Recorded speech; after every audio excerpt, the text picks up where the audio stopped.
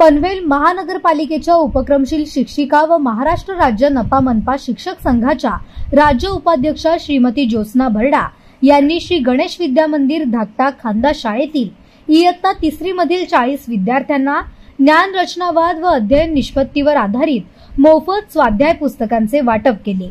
या पुस्तकांची एकूण किंमत सुमारे 6000 रुपये असून विद्यार्थ्यांना शिष्यवृत्ती परीक्षेसाठी सक्षम बनवण्याचा उद्देश यामागे आहे। श्रीमती भरडा मॅडम यांनी याआधीही एलिमेंटरी परीक्षेसाठी मोफत साहित्य वाटप, एक पेड माँ के नाम असे उपक्रम आणि शैक्षणिक दिनदर्शिका प्रायोजकत्व अशा विविध उपक्रमातून आपल्या सामाजिक बांधिलकीचा ठसा उमटवला आहे। या प्रसंगी केंद्र प्रमुख श्री वैभव पाटील, मुख्याध्यापिका श्रीमती सुमन हिलम तसेच शाळेतील सर्व शिक्षक उपस्थित होते।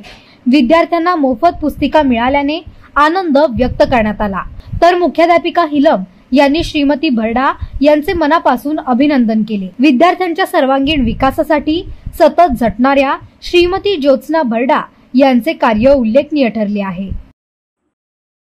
पनवेल, नवी मुंबई आणि रायगड जिल्ह्यातील ताज्या बातम्या आणि नवीन घडामोडी पाहण्यासाठी सबस्क्राइब करा कोकण संध्या न्यूज चॅनल आणि दाबा बेल आयकॉन।